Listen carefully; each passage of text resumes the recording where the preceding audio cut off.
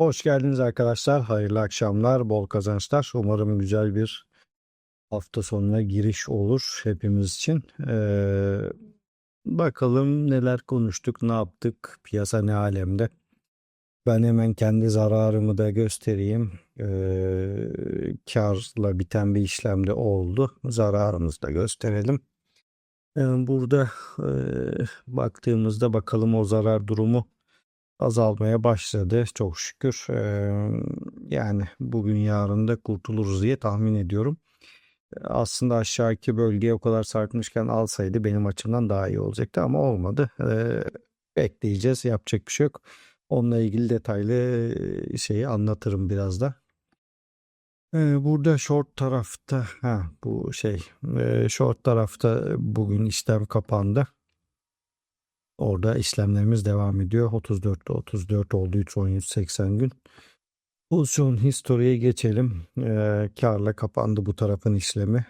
Bunlara yani bu copy trade için ayırdığım bakiye zaten hani kendi bakiyemle birebir aynı oranda kar veya zarar yazıyor. Burada da işte 73'tü dün, evet. Dün gece şöyle aslında burada şeyi görmüyoruz herhalde. Alım geçmişini tahminimce. Bakayım görüyor muyuz? Yok, görmüyoruz ama. Evet, evet, pozisyon. Sadece pozisyonu gösteriyor. Yani şöyle ki gece 3.20 gibi alarm öttü. Ben alım yaptı zaten. O kalktık işte. Oradaki sistemi değiştirdik. Zaten gelince de anlatırız şimdi. Karlan da kapandı. Gelelim şimdi Rainbow tarafına. Uzun zamandır dediğimiz hani ayı bölgesinin dibindeyiz. Çok güzel bölgeler. Yani şöyle çok düşüş olduğunu söyleyeceğiz tabii ki. İnanılmaz düşüşler yaşıyoruz. Hacim yok vesaire. İşte her gün bir haber çıkıyor. Yok Satoshi bulundu, yok bilmem ne oldu veya işte devam bunlar olacak. Ama bu Rainbow chartına göre baktığımızda net olarak ayı bölgesinin dibindeyiz. Bunun olumlu yanı yani buradaki süreç ne kadar sürer bilinmez ama genel böyle baktığımızda bakın çok uzun süre orada kalmadan bir tepki ve yukarı dönüşü olduğunu görüyoruz. Çok böyle mavinin dibinde olduğumuz senaryo yok açıkçası. Mesela 23'e gidelim. En son o bölgede varmış. September, hop gidiyoruz. Oktober, November. Yani maksimum 2 aylık bir süreç oluyor. Yani bu da bizim için sadece buna bakarak gösterme düşünsek işte Şubat, Mart bittiğinde baharla beraber bir coşku gelebilir gibi duruyor. Ama bu sadece buraya bakarak yani buradaki yorum. Ama yine de aynı şey yani bu bölgelerde alıp unutursunuz. FOMO tarafı da pardon bir parite uçuyor kaçıyor diye dalmamak mevzu o. Bununla alakalı bir senaryo orası. Kırmızıya gittiği zaman işler FOMO'ya geldik. Kırmızıya gittiği zaman uzak duracağız. Kâra döndüreceğiz. Kârlarımızın stoplarını yukarılara atacağız. Burada da işlem devam ediyor. Ben aslında Eee, dünkü videomuzda konuşmuştuk buranın yeşil olmasını beklediğimizi. O şekilde oldu gibi. Bakalım bugün de shortçular herhalde dağılıyordur muhtemelen. Evet. Yo, longçuların yine hala üzüldüğü ama azalmış tabii şuradaki senaryo. Son 24 saat 1.4 milyar dolar. Ethereum'da 416. Longçular hala üzgün görünüyor. Muhtemelen bu son 24 saatte ve shortçulara doğru dönecektir diye tahmin ediyorum. Genel olarak piyasa yukarı yönlü gidiyor.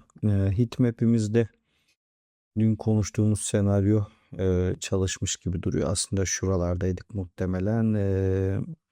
Yani güzel bölgeye de geldi. Aslında beklediğimiz, hedeflediğimiz, olmasını beklediğimiz senaryoda oldu bence.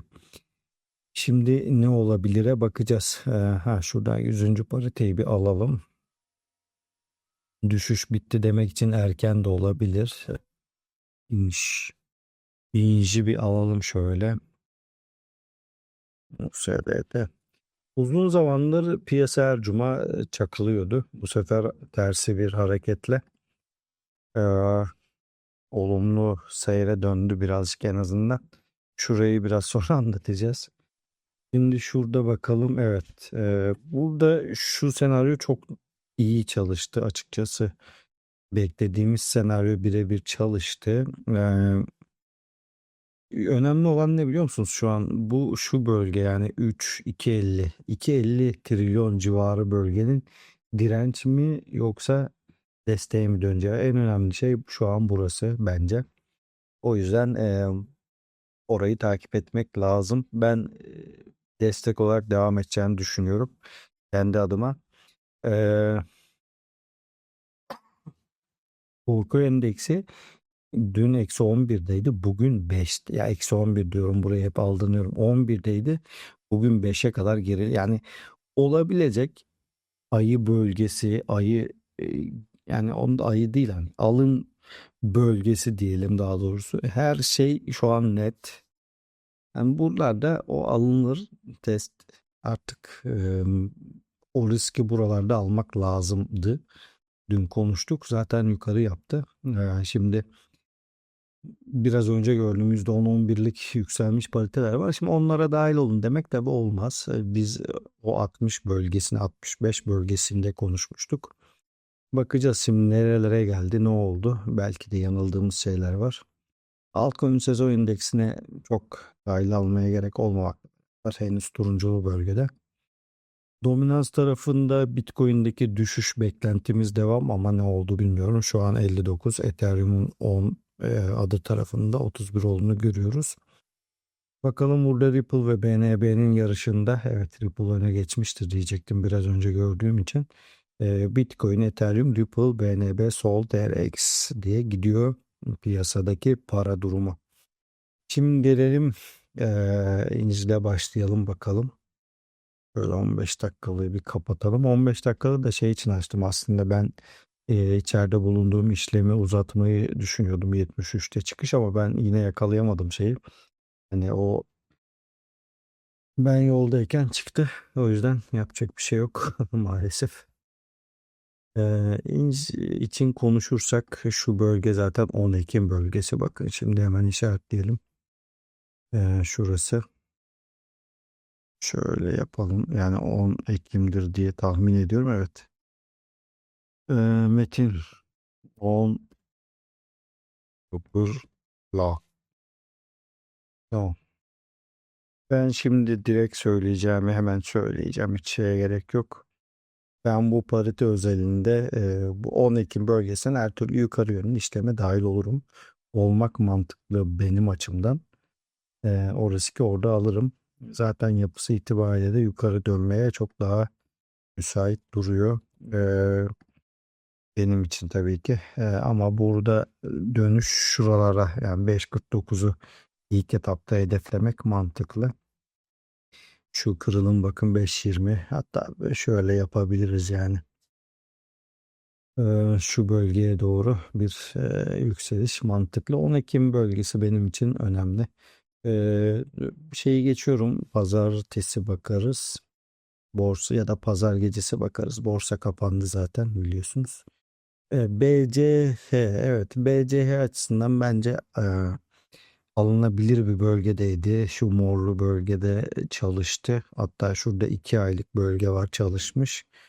Bence gayet de doğru bir analiz oldu bizim için. Yukarı yönlü işlemi de devam edecek gibi duruyor. Reddediği bölge 5.42 ama ben şu en azından 5.90 ya da işte 6.30 civarına doğru yükselişin devamını beklerim. Ee, Bu ne? Link. Linkte de hedefimiz gelmiş. Bunu silelim artık. Sildik. Yani hedefimiz gelmiş. Orada işleme dahil olalım diye konuşmuştuk zaten. Mantıklısı o benim için. Oradan da yukarı yapmış. Güzel duruyor şu ana kadar. Buradaki sürecin şu bölgede bitmesini beklemek mantıklı. En azından oraya doğru yükselecektir. Yani senaryomuz yukarı yönlü devam burada da. TRX'e bakalım. TRX'te de bakın Şu aylık bölge risk alınabilir bir bölge. Yine de burada tam bir dönüş belli değildi. Şimdi şu aylık bölge kaybolmaz ise şayet takip etmek lazım tabii ki kendi adıma. Yani bu şu 28 zaten gelecektir de şuraya kadar 29-11'e kadar kovalamak mantıklı olabilir gibi duruyor. Biraz ağır bir parite tabii ki ama şu bölgeye kadar bence kovalanabilir. FED ne yaptı bu arada ya? FED'de de zarardaydık ama zararımız bence devam ediyor. Bu yükselişe rağmen devam eden bir zararımız varsa yapacak bir şey yok. Demek ki yanlış kurgulamışız. Ee, Sol için evet bir arkadaşımız sanırım burada çok zarardaydı. Ben şey yapamadım, anlamamıştım çünkü yani sadece fiyat söylemiş, şey parite ismi vermemiş. Ama en yakın $100 civarında olan sol olduğu için odur diye tahmin ediyorum. Burada mor bölgeyi işaretlemiştik. O bölgeden de destek aldığını görüyoruz. Bu güzel. Ben burada da açıkçası kendi adıma hedef olarak koyacağım yer bu kısa orta vadede şu bölge olur diye söyleyebilirim. Run gel bakalım. Gel hafta sonu ben açıkçası işlem kovalamıyorum. Zaten bu dönemde kovalamaya çalıştığım her işlemde maalesef yani başarısızlık demeyeyim, e, süreç olarak bekleten de işlemler oldu. Çok doğru yerlerde alım yapamadım. Bir kademeyle kaçan işlemlerim oldu maalesef ama oluyor. Bugün de 73'te çıkacakken 72 9 küsürlerden geri döndü. Ben de işten çıkmak durumundaydım. Yoldayken de fırlamıştı. Onu yakalasaydım orada bekletecektim aslında. Nasip. Ama ben kendi hedef olarak doğru yani benim orada stratejimde sıkıntı yok. Zaten ikinci alımı yapmışsa en az kârla ben işlemi kapatırım. Ee, Durum bu. Run tarafında da e, dönüşün ilk sinyali diyelim. Hani burada e, geri çekilme olsa bile bence olumlu artık. Buradaki hedef bölgemiz yukarı mol bölge olarak devam ediyor. Gel bakalım FED'de ne alemdeyiz. FED ne kadar bakın %15 bir artış yaşamasına rağmen ben mesela zarardayım galiba. Burada alım yaptık 22'de ta 27-28'e çıkacağım ben. Ben de alım yaptım geçen, onu söylememe gerek yok çünkü yayında değildi. Ben gecenin bir yarısı çok düştüğü için alım yaptım. O muhtemelen kârdadır ama önemli olan hani buradaki alım. Bununla ilgili o düşükte aldığımla ilgili bir ihtimal şu bölgelere kadar da varsam güzel bir kâr getirir diye düşünüyorum. Bakacağız.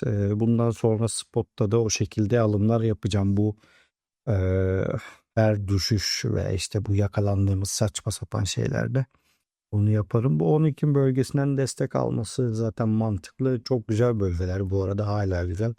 E, Yani dahil olmak lazım öyle diyeyim.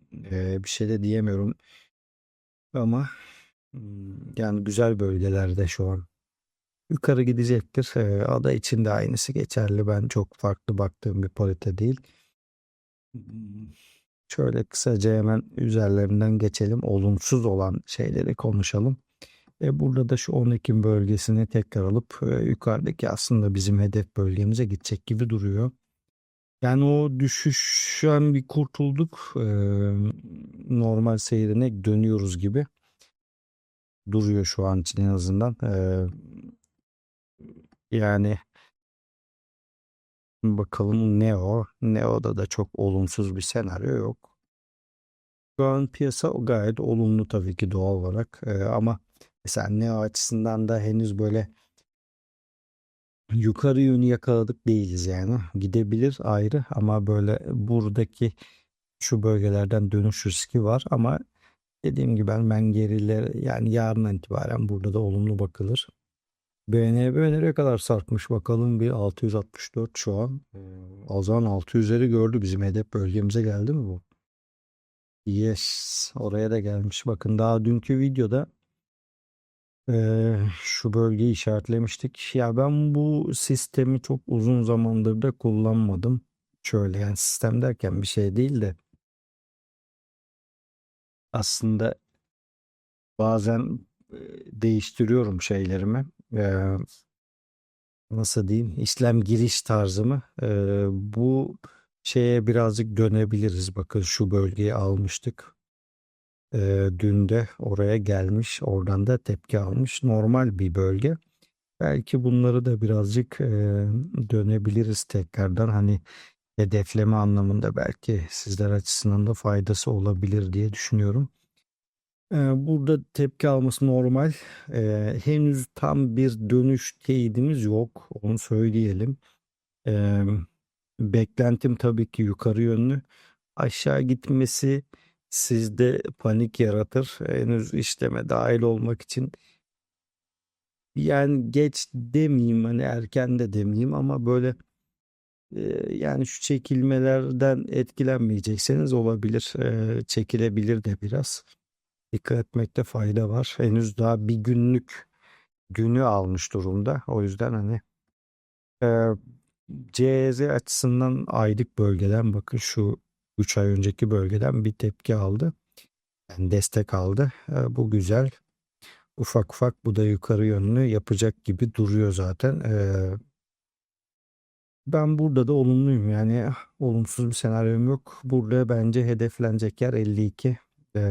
Ne zaman gelir onunla ilgili bir şeyim yok, ama yukarı yön için ben orayı hedeflerdim. Yani burada bakalım, DOK için şu yukarıdaki hedef bölgemiz durabilir. Onunla sıkıntı yok. Çok güzel bölgeden tepki almış durumda. Aylık bölge ve 10 Ekim bölgesi bence gayet işleme dahil olmak ya da işte o riski almak için güzel bir bölge, onu söyleyebiliriz. Böyle kısa geçiyorum çünkü ben her gün baktığım ve anlattığım için belki size biraz şey gelebilir, ama günlük takip eden arkadaşlar açısından daha mantıklıdır diye tahmin ediyorum.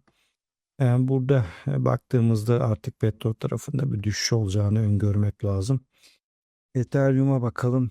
Ethereum'da da demin neyde dedik? BNB'de.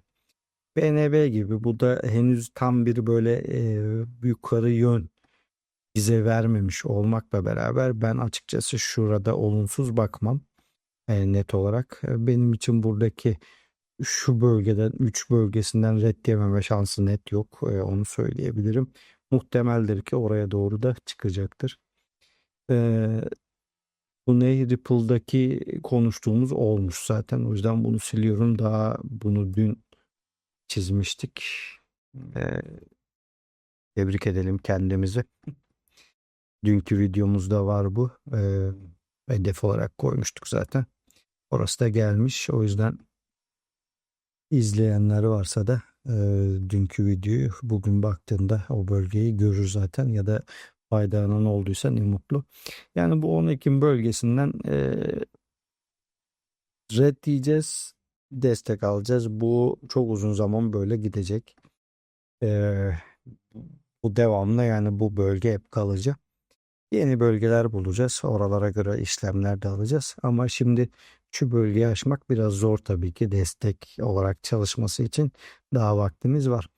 Yine de olumsuz bakmıyorum. Benim tepe noktam burada 2 nokta küsür. Ama ilk hedefimiz zaten bir günde gelmiş. %23 atmış zaten. Onu da söylemek lazım.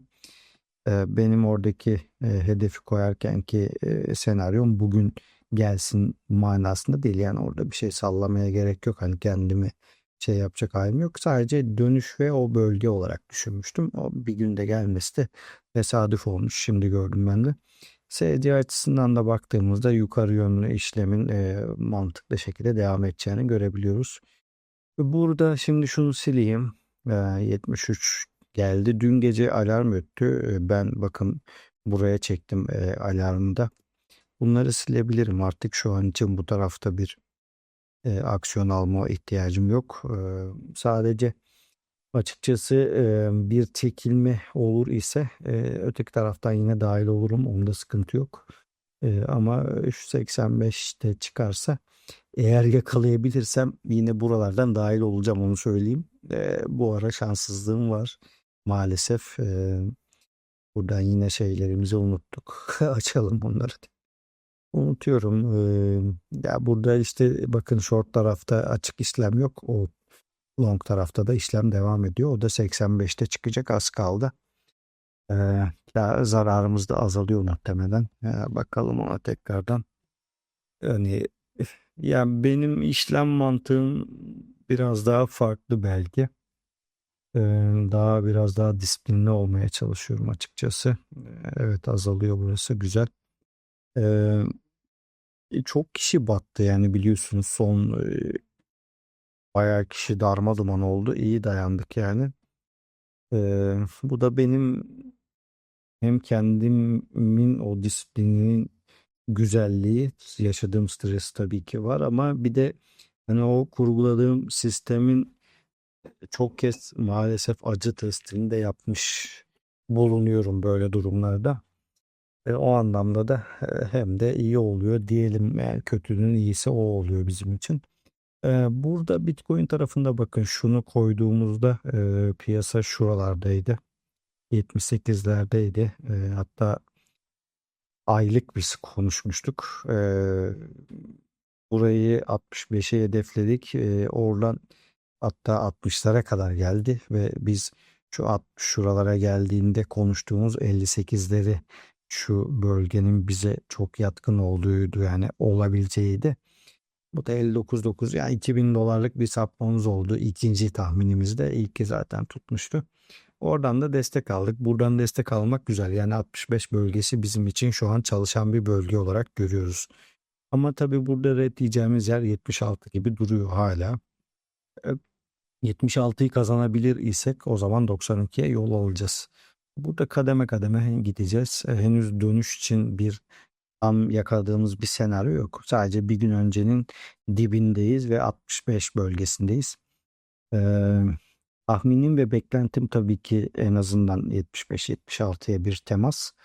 Yani şu bölgeye temas etmek şeklinde, yani bugün olur yarın olur, o kesin. Yani beklentim o yönde. Burayı kazanıp kazanamayacağımıza bakacağız. Kazanırsak daha aydınlık günler bizi bekliyor diyeceğiz. Gümüş ve altın için yani konuştuğumuz senaryo maalesef gerçekleşti. O yüzden umarım kimse zararda değildir diyelim. Buna pazar günü bakarız. Altın için de pazar günü bakarız. Burada düşüşün devam etme riski daha fazla. Ee, Dolar TL için hedef 45 yukarıda maalesef. Burada da bakın, bu bölgenin yani tam böyle dönüş yakaladık demek için erken hala. Ama kötü bir senaryoda mıyız? Değiliz. Yani beklentim yine dediğim gibi yukarı yönlü devam ediyor. Yani oralardaki, bakın burası da almış, çok güzel.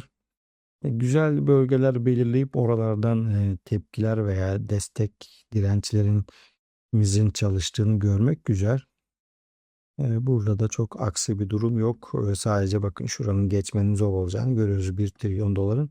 Ama şu bölgenin de çalışıyor olması güzel. Olumsuz değilim açıkçası. En azından belli bir süre. Ondan sonra zaten bakacağız. Yani şu aylık Bitcoin'in seviyesinin daha aşağılara gitmemiş olması sevindirici olur, ama daha ayın 5'indeyiz yani. Buradaki senaryo artık kırmızıya dönecek gibi duruyor. En azından bir iki gün daha takip edeceğiz. Bakalım. Bitcoin'e bak. Vay vay vay. Dün şu bölgeyi konuşmuştuk. Buraya temas etmesi beni şaşırttı açıkçası. Şuradaki yükseliş çok mantıklı bir yükseliş değil. Onu net söylemek lazım. Ee, Yani baktığımızda kendi adıma buradaki sürecin daha aşağıda devam etmesini daha doğru bulurdum. Bakalım buradaki dirençler çalışacak mı, göreceğiz. Böyle piyasa benim için maalesef dediğim gibi şurada işleme dahil olamadım. Aslında 73'ten devam etmem gereken bir senaryoydu.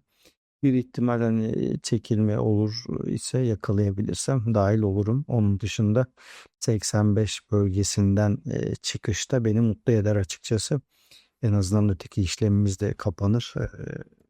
Böylece şu herkesin çoğu kişinin lik olduğu veya işte çok büyük zararlara girdiği piyasadan kendi adımıza zararsız ve az da olsa karla çıkabilmek bizim için güzel olacak gibi duruyor. Şu seviyede azalıp bir kâra döndürürse tamamdır bu iş diyeceğiz. Herkese bol kazançlar, hayırlı akşamlar. Görüşmek üzere. Umarım güzel bir hafta sonunuz geçer. Kârlı ve güzel bakiyeleriniz olur. Görüşmek üzere. Bir soru, bir şey, fikriniz olursa video altına yazabilirsiniz. Herkese hayırlı akşamlar.